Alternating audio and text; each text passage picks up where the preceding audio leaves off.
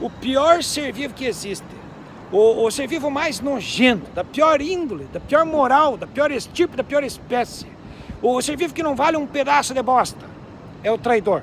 Por quê? Porque o traidor é o inimigo disfarçado de amigo, é o covarde que não tem coragem de se posicionar contra você, que se finge de amigo para lhe fazer um mal, para lhe prejudicar.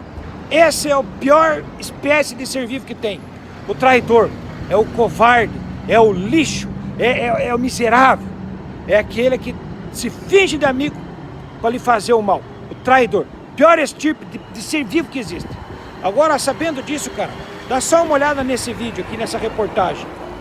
Uma das publicações mais respeitadas do planeta é o jornal Financial Times. Trouxe hoje detalhes sobre uma campanha dos Estados Unidos para garantir que o resultado das últimas eleições no Brasil fosse respeitado. Essa campanha, segundo a publicação, envolveu militares, a CIA, o Departamento de Estado, o Pentágono, já falamos, e a Casa Branca. Separamos alguns dos principais trechos dessa reportagem. Confira. A reportagem conta que até mesmo alguns generais estavam desconfortáveis com as tentativas de Bolsonaro de politizar as Forças Armadas. Diz que em julho de 2022, enquanto Bolsonaro lançava sua campanha eleitoral, uma autoridade americana relatou que o vice-presidente Hamilton Mourão, numa viagem a Nova York, disse a um ex-embaixador no Brasil que concordava com as preocupações dos Estados Unidos sobre a possibilidade de um golpe. O porta-voz de Mourão não quis comentar. Esse é um detalhe muito importante para se entender, cara. O general Mourão estava em Nova York e lá em Nova York o ex-vice-presidente do Brasil concordou com o ex-embaixador dos Estados Unidos no Brasil que havia sim uma chance real de golpe de Estado no Brasil em 2022. General Mourão estava onde? Em Nova York. Esse é um detalhe importante entender, cara. General Mourão em Nova York. Bolsonaro, quando perdeu a eleição, foi para onde? Foi para os Estados Unidos. O Deltan Dallagnol, agora que foi cassado, foi para onde? Foi para os Estados Unidos. O Sérgio Moro, quando era ministro da Justiça durante o governo do Bolsonaro, quando começou a aparecer aqueles vazamentos de áudio entre ele e o Dallagnol, combinando a sentença que ele ia dar para o Lula, para onde foi que o ex-ministro da Justiça, Sérgio Moro, na época, foi para conseguir pegar quem estava fazendo os vazamentos de áudio na internet? O ex-juiz Sérgio Moro foi para os Estados Unidos. Em uma semana, a CIA, a inteligência americana, pegou o hacker lá de Araraquara que estava soltando os áudios que estavam incriminando o Sérgio Moro junto com o Deltan Dallagnol na trama da Lava Jato. Cara, é importante entender isso aqui, cara. Toda essa galera, o Bolsonaro foi para os Estados Unidos, o general Mourão foi para os Estados Unidos, Deltan Dallagnol agora está nos Estados Unidos, o Sérgio Moro, qualquer coisa, corre para os Estados Unidos. Essa galera vai para os Estados Unidos. Por que essa galera vai para os Estados Unidos? Vamos analisar, vamos seguir essa reportagem para você entender melhor esse assunto. Ainda segundo a publicação, o país também forneceu suporte prático ao processo eleitoral, ajudando a superar as dificuldades da cadeia de suprimentos para obter componentes, especialmente semicondutores necessários para a fabricação de novas máquinas. O ex-embaixador dos Estados Unidos no Brasil, Anthony Harrington, conseguiu alavancar conexões dentro da fabricante de chips Texas Instruments, para, segundo ele, diferenciar as necessidades de semicondutores e priorizar o impacto nas eleições democráticas. Você entendeu o que foi dito nessa parte da reportagem, cara? Quer dizer que estava chegando próximo das eleições e o governo não tinha os semicondutores necessários para fabricar as urnas necessárias para fazer as eleições em 2022.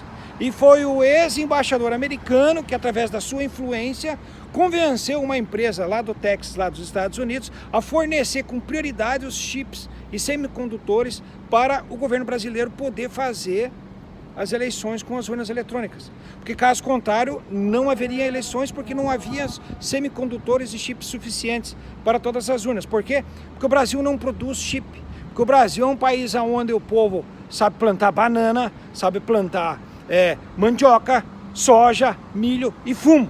Mas é uma população que não tem a capacidade de fabricar microchip, telefone, televisão, rádio ou até mesmo cafeteira. O Brasil é o maior produtor e exportador de café do mundo e é um país onde a sua população não consegue fabricar uma cafeteira dentro do próprio país. Por quê? Porque não é muita tecnologia. Cafeteira é uma tecnologia, fazer a cafeteira, velho. a resistência, com timer, com termômetro, cafeteira é difícil fazer, cafeteira, quer fazer cafeteira. Cara, a questão é que o povo brasileiro sabe sim como fazer cafeteira, pode muito bem fazer cafeteira e sabe também e fazia microchips. Até 2021, o próprio Brasil poderia ter feito os microchips necessários para as urnas. Mas o que aconteceu? Notícia de 5 de junho de 2021. Bolsonaro extingue a Ceitec, estatal brasileira referência na fabricação de chips. Na última quinta-feira, 3, em junho de 2021, o presidente Jair Bolsonaro, na época sem partido, determinou a extinção do Centro Nacional de Tecnologia Eletrônica Avançada, Ceitec. A estatal foi fundada em 2008 pelo, na época, ex-presidente Luiz Inácio Lula da Silva e sua sede está em Porto Alegre, no Rio Grande do Sul. Você viu, cara? O Bolsonaro acabou com a empresa que fabricava chip no Brasil, que era estatal. Outra coisa que o Bolsonaro fez durante seu governo foi diminuir o dinheiro para a educação. Praticamente acabou com o investimento em tecnologia.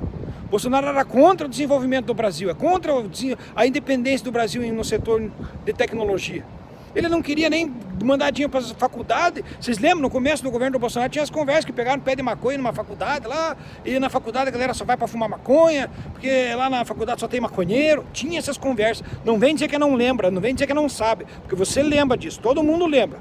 Porque na época do Bolsonaro, no começo do governo, as faculdades eram lugar de maconheiro, né? Aí o que acontece? Agora não tem maconheiro para fazer chip no Brasil, não tem maconheiro para fazer cafeteira no Brasil, nem os engenheiros do PT, né?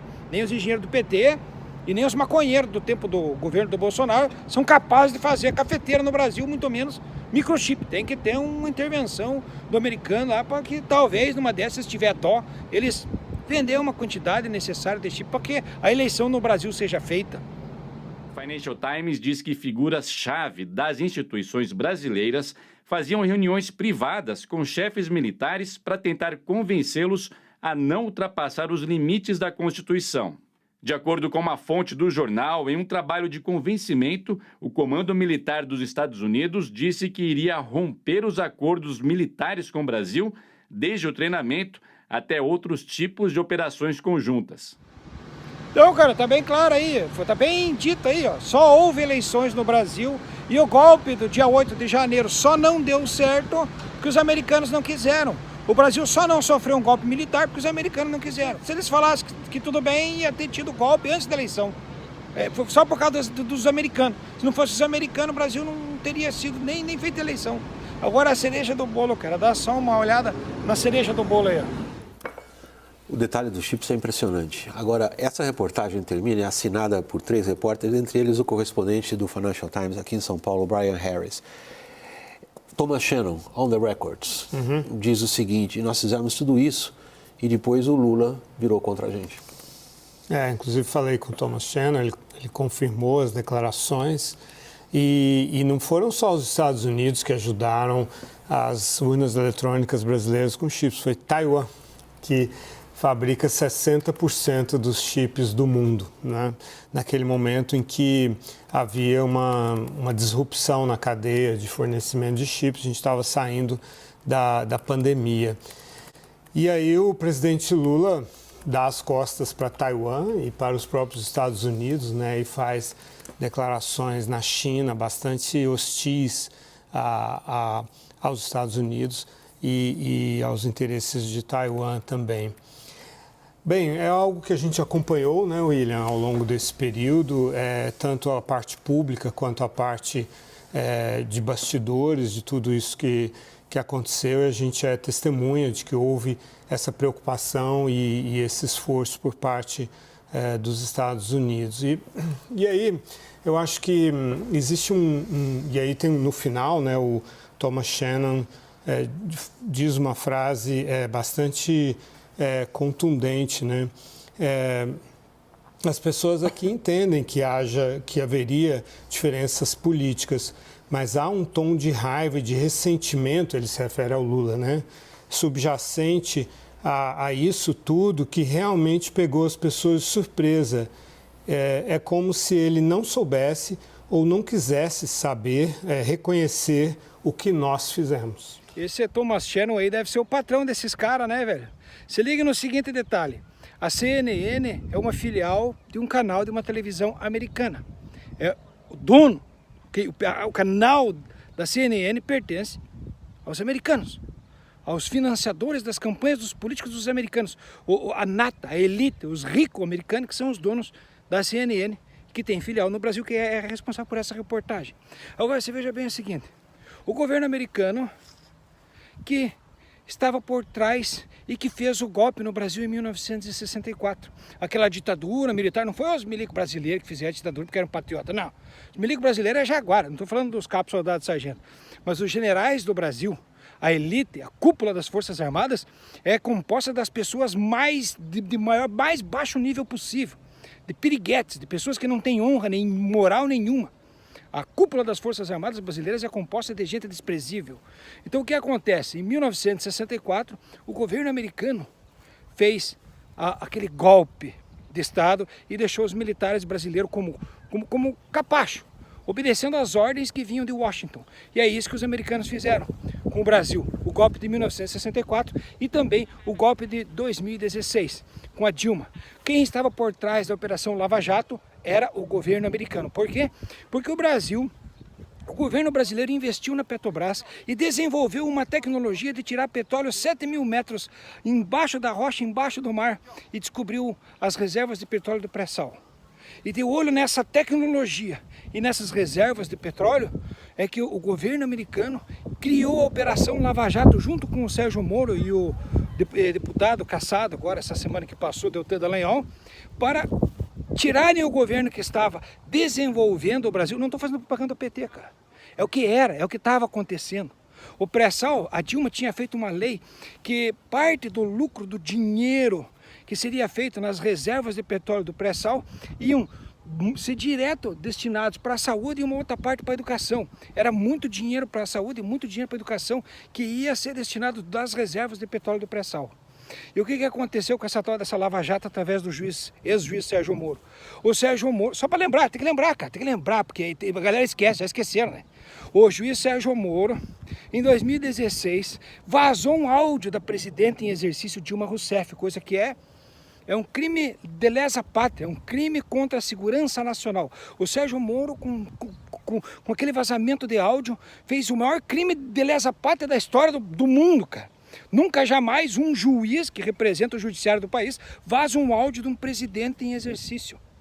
E ficou por isso, cara. As Forças Armadas, que são um lixo, por causa dos generais que não têm honra nem moral, as Forças Armadas, que são um lixo, não se pronunciaram contra o vazamento de áudio, que foi um ataque direto dos Estados Unidos contra a nação brasileira. O que aconteceu foi que através desse áudio vazado pelo juiz Sérgio Moro, as mídias corporativistas, que também são capachas do sistema americano, que são capachas do governo americano, que toda mídia no Brasil, todo canal de televisão tem dono, e todo dono que tem canal de televisão no Brasil tem a intenção de fazer dinheiro. E o governo americano tem muito dinheiro, então todas as mídias do Brasil distribuíram aquele áudio vazado pelo Sérgio Moro e conseguiram apoio popular para fazer o impeachment da Dilma em 2016. Assim que fizeram o impeachment da Dilma em 2016, colocaram Michel Temer no governo, o Michel Temer vendeu, entregou as reservas de pré-sal junto com a tecnologia desenvolvida pela Petrobras, entregou, fez um leilão, não, vou vender essas reservas de petróleo aí, não queremos nada com isso aí, vendeu, o Michel Temer vendeu todo o petróleo que foi descoberto pela Petrobras na época do PT, tirou aquela lei que parte do dinheiro arrecadado com aquele petróleo tinha ser parte para a saúde, parte para a educação, ele tirou. Não tem mais dinheiro para a saúde, não tem mais dinheiro para a educação com o dinheiro que foi ser feito com as reservas de pré-sal. E o Michel Temer perdoou as empresas que compraram as reservas de petróleo de pagar impostos. Então o que aconteceu? Todo aquele investimento que o governo brasileiro fez para descobrir as reservas do pré-sal, todo aquele investimento que foi feito para desenvolver aquela tecnologia de tirar aquele petróleo lá do fundo do mar, foi tudo entregue para as companhias internacionais, de graça, de presente, inclusive a tecnologia, e as empresas não precisam nem pagar impostos. Então o que aconteceu? O governo americano roubou você, roubou o brasileiro, roubou o teu vizinho, roubou teu amigo, roubou teu parente. O governo americano é ladrão. O governo americano roubou você, é sério. O governo americano roubou você, cara. Parte do dinheiro que era para sair das reservas do pré-sal, primeiro que esse petróleo era para pagar imposto. Era para ajudar a pagar saúde, educação, segurança, etc, etc, etc. E outra parte desse dinheiro era destinado para saúde e outra parte para educação. E não tinha conversa, porque já era lei. A lei foi derrubada. Por quê? Porque tiraram a Dilma. Então o governo americano é ladrão. E quem é que o governo americano rouba? O governo americano rouba você. Rouba a América Latina inteira, rouba a África inteira, rouba o mundo inteiro. O governo americano é um governo ladrão, que rouba você. E isso é fato. E é simples de entender. Então, só para terminar esse vídeo, cara, só para você ver, a CNN, um canal de televisão, filial de um canal americano, tá falando para você que o Lula é um traidor, que o Lula não está reconhecendo o governo americano como seu senhor e salvador. E para piorar, o Lula hoje ainda chegou lá numa reunião com os maiores estadistas, com os principais presidentes dos principais países do mundo, e disse que o Tratado de Bretton Woods não serve mais para a nossa sociedade hoje em dia. O Tratado de Bretton Woods, para quem não sabe, é o tratado que fez em 1945 que os Estados Unidos se tornassem a nação mais importante do mundo. Que o governo americano fosse o governo mais importante do mundo. Foi esse Tratado de Bretton Woods. E foi esse tratado que foi criticado pelo Lula hoje. Então o que acontece? Quem é o traidor? Quem que é o traidor do Brasil? Quem é o traidor da pátria? Quem é que está traindo você? É o Lula? Ou é essa mídia golpista? Ou o governo americano é teu amigo e quer o teu bem? Vamos se ligar, gente, tá? Um abraço para vocês. Que Deus abençoe o Brasil e vocês. E um que dia a gente se livre das pragas, esses americanos imundos, esses parasitas, que não deixam nenhum país se desenvolver. Agora eu tenho dito.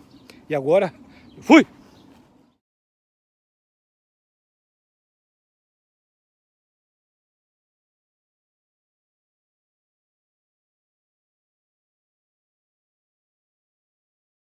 Mr. President, and I think of it this way, you know, on the field to compete when you go to golf or baseball, you want the best players with you, and we certainly have those winners with us here today. Just wanted to introduce you to two, Mr. President. Brigadier General Juan Carlos Correa, if you'd stand up, General.